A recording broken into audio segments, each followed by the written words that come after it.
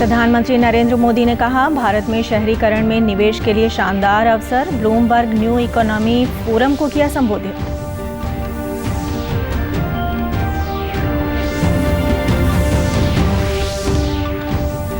स्वामित्व योजना के तहत सिरसा जिले में 11 गांव लाल डोरा से मुक्त। उपायुक्त ने गांव ममेरा कला में ड्रोन से किए जा रहे सर्वे कार्य का किया निरीक्षण।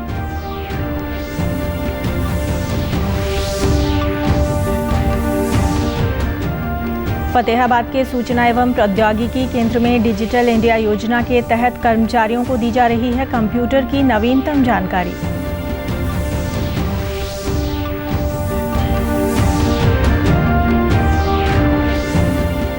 और रेवाड़ी में रेजांगला दिवस पर शहीदों को दी गई श्रद्धांजलि। मुख्यमंत्री मनोहर लाल ने शहीदों को किया नमन। नमस्कार, मैं ऋतु कौशिक। अब समाचार विस्तार से। प्रधानमंत्री नरेंद्र मोदी ने कहा कि भारत के सामने शहरीकरण, नवाचार और यातायात के क्षेत्र में निवेश की शानदार संभावनाएं हैं।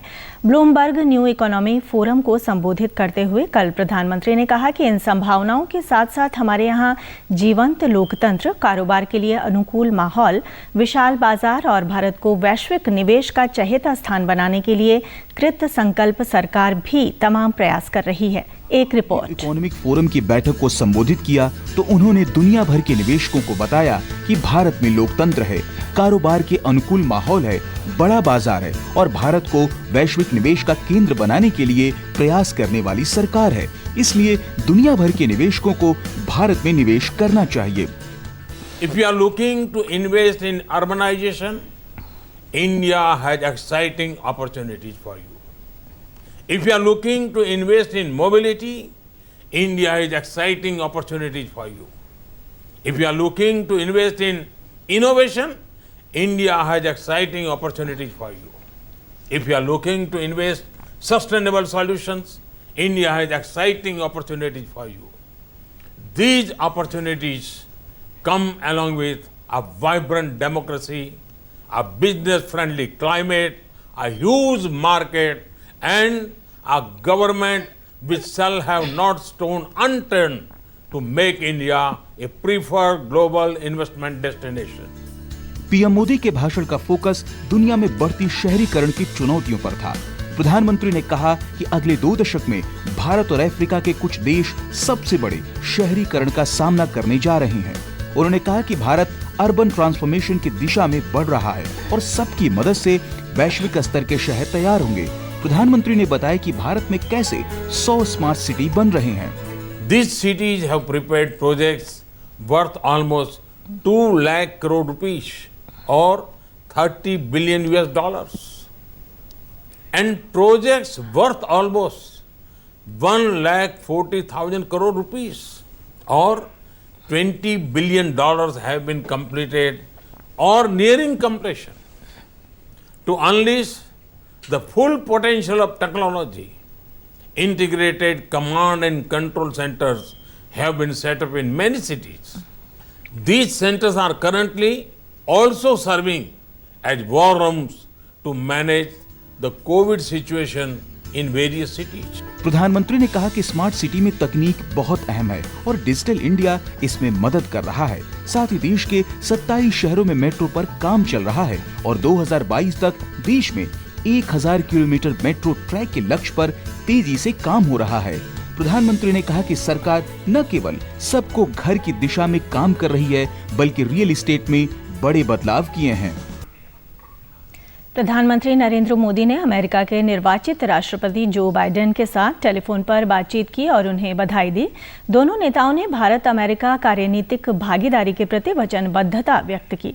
दोनों नेताओं ने साझा प्राथमिकताओं और चुनौतियों के बारे में विचार विमर्श किया। बातचीत में कोविड महामारी, जलवायु परिवर्तन और हिंद प्रशांत क्षेत्र में सहयोग पर भी चर्चा हुई।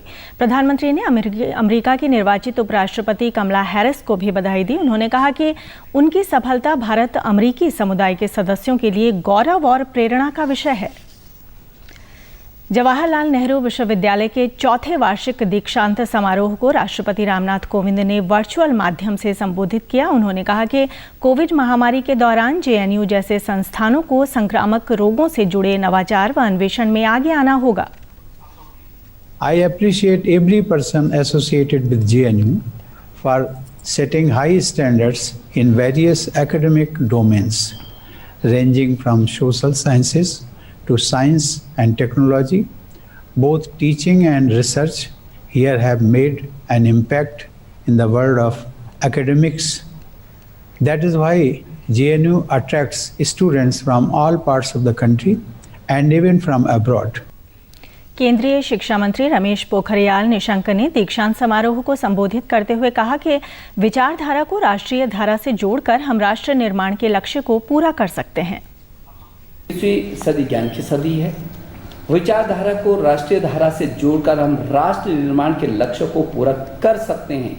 असली शिक्षा का एक ही मकसद है और वह है चरित्र निर्माण से व्यक्ति निर्माण, व्यक्ति निर्माण से राष्ट्र निर्माण, व्यक्ति से पहले राष्ट्र की सोच के साथ हम जीवन के इस दौर में प्रवेश करने जा रहे हैं जहां चुनौतियां केवल शैक्षिक ही नहीं बल्कि अब जीवन की तमाम वास्तविकताओं से भी जुड़ी होंगी। अब आपको एक योद्धा के रूप में अपने जीवन की हर परीक्षा का सामना करना है और हर प्रश्न का उत्तर भी देना है।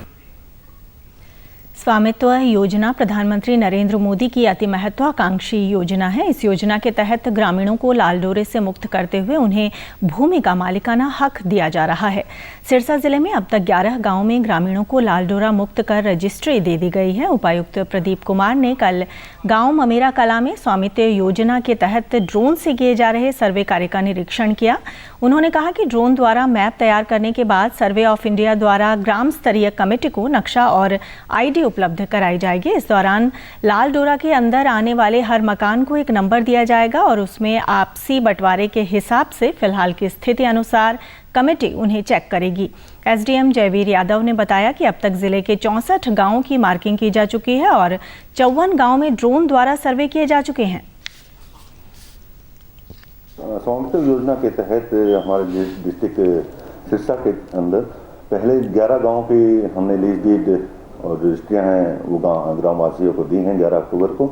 और अब हमारे जो टोटल 64 गांव जिनकी मार्किंग हो चुकी है, 54 गांव के अंदर तो ड्रोन सर्वे हो चुका है और 10 जो इनिशियल नक्शे हैं वो प्राप्त हो चुके हैं और फाइनल 6 नक्शे प्राप्त हुए हैं जिनके अंदर जो दावे और आपत्तियाँ हैं वो 16/11 से 15/12 तक ली जाएंगी। स्वामित्व योजना का मुख्य उद्देश्य ये है कि ग्रामवासियों को उनका जो मालिकाना हक है वो मिल सके। प्रदेश में डिजिटल इंडिया योजना सरकारी कर्मचारियों, बुजुर्गों और आम नागरिकों के लिए वरदान साबित हो रही है। इसी कड़ी में फतेहाबाद के सूचना एवं प्रौद्योगिकी केंद्र में विभिन्न विभागों के कर्मचारियों को कंप्यूटर की नई तकनीकों की जानकारी दी जा रही है। जिला सूचना एवं प्रौद्योगिकी अधिकारी सिकंदर ने बताया कि वाईफाई चौपाल स्कीम के तहत जिले में 239 गांव इस केंद्र के तहत जोड़े गए हैं और 5 स्थानों पर मुफ्त वाईफाई की सुविधा भी प्रदान की जा रही है। के साथ मिलकर के इम्प्लीमेंट हुआ है। इसमें हमने काफ़ी सारे विलेजेस को डिस्ट्रिक्ट के नियर अबाउट 239 विलेजेस को कवर किया है और वहाँ पर फ्री वाईफाई की सुविधा दी है। 5 लोकेशंस ऐसी हैं जहाँ वाईफाई हॉटस्पॉट दिया गया है। सरल केंद्रा फतेहाबाद, सरल केंद्रा रतिया और टोहाना में ऐसे हॉटस्पॉट बना दिए गए हैं जहां पर लोग अपना वेटिंग के दौरान, जब उन्होंने टोकन ले लिया और वेटिंग टाइम है 10-15 मिनट उनको वेट करना है, उस दौरान वो फ्री वाईफाई यूज़ करके इंटरनेट की सुविधा ले सकते हैं। उसके लिए उनको कोई भी चार्ज नहीं देना पड़ता। इसके अलावा एक NIC की स्पेसिफिक एक डेडिकेटेड लैब भी स्थापित की गई है, IT लैब स्थापित की गई है जहां पर विभिन्न डिपार्टमेंट्स के कर्मचारियों को ट्रेनिंग दी जाती है। नागरिकों का कहना है कि ई-दिशा केंद्र और सरल केंद्रों पर नवीनतम तकनीकी सेवाओं के उपलब्ध होने से उनके कार्य बिना देरी के आसानी से हो रहे हैं। मैं यहाँ पर अपना ड्राइविंग लाइसेंस बनवाने आया हूँ और यहाँ पर बहुत ऑर्डरली काम हो रहा है टोकन वाइज, और जब तक मेरा नंबर नहीं आता है मैं हॉटस्पॉट से अपना मोबाइल कनेक्ट करके ऑनलाइन अपना टोकन नंबर और वेटिंग लिस्ट चेक कर सकता हूँ। बाकी मुझे कोई भी सुविधा अगर चाहिए होती है गवर्नमेंट डिटेल्स तो भी मैं ऑनलाइन चेक कर सकता हूँ। मैं यहाँ पे ट्रैक्टर नाम करवाने आया हूँ, मेरा टोकन नंबर लग गया है और मैं उसके इंतज़ार में बैठा हूँ और यहाँ पर इंटरनेट की सुविधा है, उससे मैं ऑनलाइन अपना नंबर देख सकता हूँ। रेवाड़ी के उपायुक्त यशेंद्र सिंह ने आज रेजांगला दिवस पर रेजांगला शहीद स्मारक पर पुष्प चक्र अर्पित कर शहीदों को नमन किया। इस अवसर पर अधिकारियों और गणमान्य लोगों ने भी शहीद स्मारक पर पुष्प अर्पित कर श्रद्धांजलि दी। इस अवसर पर उपायुक्त ने कहा कि शहीद किसी जाति विशेष के नहीं बल्कि सभी के लिए प्रेरणा स्रोत होते हैं। युवा पीढ़ी को इनकी कुर्बानियों से प्रेरणा लेते हुए देश सेवा के लिए आगे आना चाहिए। उन्होंने कहा कि लद्दाख की दुर्गम बर्फीली चोटी पर अहीरवाल के वीरों द्वारा लिखी गई शहादत की गाथा आज भी युवाओं के जहन में देशभक्ति की भावना जागृत कर रही है। रेजांगला में सैनिकों ने मरते दम तक अपना धैर्य नहीं खोया और ऐसे महान योद्धाओं पर हमें गर्व है। श्रद्धांजलि और उनका नमन करने के लिए एकत्रित हुए हैं रेजांगला स्मारक में। इनके कारण ही आज हम आज़ादी में की तरफ सांस ले रहे हैं और हमारा देश सही हाथों में सुरक्षित है। मुख्यमंत्री मनोहर लाल ने कहा कि केंद्र सरकार ने आत्मनिर्भर भारत अभियान के तहत 20 लाख करोड़ रुपए का पैकेज घोषित किया है। उन्होंने कहा कि इस पैकेज का लाभ उठाने के लिए प्रदेश में सभी संसाधनों का सदुपयोग करना होगा। मुख्यमंत्री ने आज चंडीगढ़ में हरियाणा राज्य उच्च शिक्षा परिषद एवं स्वदेशी स्वावलंबन न्यास द्वारा चलाए जा रहे आत्मनिर्भर हरियाणा कार्यक्रम में ये जानकारी दी। इस दौरान आत्मनिर्भर भारत अभियान की तर्ज पर हरियाणा को आत्मनिर्भर बनाने की दिशा में विस्तृत कार्य योजना पेश की गई। मुख्यमंत्री ने कहा कि प्रधानमंत्री नरेंद्र मोदी ने आत्मनिर्भर भारत का विजन देश के सामने रखा है। ये विजन स्लोगन मात्र न होकर एक बड़ा लक्ष्य है जिसका क्षेत्र भी व्यापक है। उन्होंने कहा कि उद्योग एवं वाणिज्य विभाग द्वारा प्रदेश के सभी 22 जिलों में उनकी विशिष्टता के अनुरूप 22 क्लस्टर बनाने की घोषणा की गई है। उन्होंने कहा कि राज्य सरकार द्वारा शुरू की गई सक्षम युवा योजना काम की तलाश करने वाले युवाओं के लिए एक बेहतरीन योजना है। मुख्यमंत्री ने कहा कि परिवार पहचान पत्र कार्यक्रम के तहत हर नागरिक और हर परिवार का डेटा जुटाया जा रहा है जिसका इस्तेमाल लोगों की ज़रूरत के हिसाब से योजनाएं बनाने के लिए किया जाएगा। उन्होंने कहा कि आत्मनिर्भर हरियाणा कार्यक्रम के तहत भी इस डेटा का उपयोग किया जा सकता है। हरियाणा सरकार ने प्रदेश के ग्रामीण क्षेत्रों में गरीब और मध्यम वर्ग के लिए शहरों की तर्ज पर कॉलोनियां विकसित करने का निर्णय लिया है। उप मुख्यमंत्री दुष्यंत चौटाला ने कल चंडीगढ़ में हरियाणा ग्रामीण विकास प्राधिकरण की 5वीं बैठक में ये जानकारी दी। उन्होंने बताया कि ग्रामीण क्षेत्र से लोगों का शहरों की तरफ पलायन रोकने के लिए राज्य सरकार देहात में पंचायती जमीन पर कॉलोनियां विकसित करने की योजना बना रही है।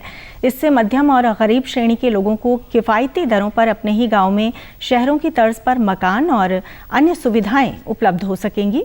उप मुख्यमंत्री ने बताया कि सर्वप्रथम पानीपत जिले के इसराना गांव में एक मॉडल कॉलोनी विकसित की जाएगी। इसके बाद राज्य के अन्य गांवों में भी इस दिशा में कदम उठाए जाएंगे।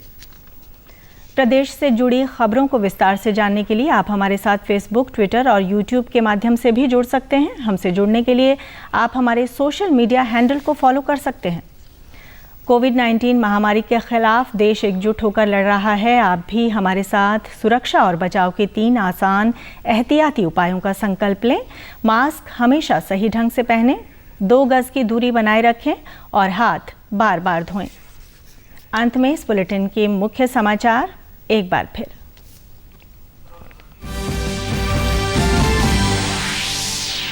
प्रधानमंत्री नरेंद्र मोदी ने कहा, भारत में शहरीकरण में निवेश के लिए शानदार अवसर। ब्लूमबर्ग न्यू इकोनॉमिक फोरम को किया संबोधित।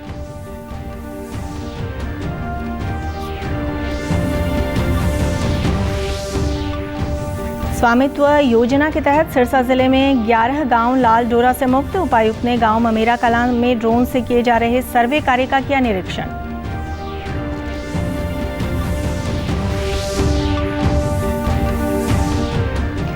फतेहाबाद के सूचना एवं प्रौद्योगिकी केंद्र में डिजिटल इंडिया योजना के तहत कर्मचारियों को दी जा रही है कंप्यूटर की नवीनतम जानकारी।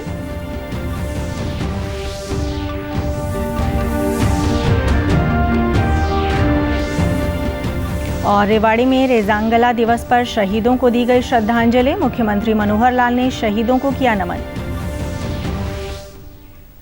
समाचारों में आज इतना ही। नमस्कार।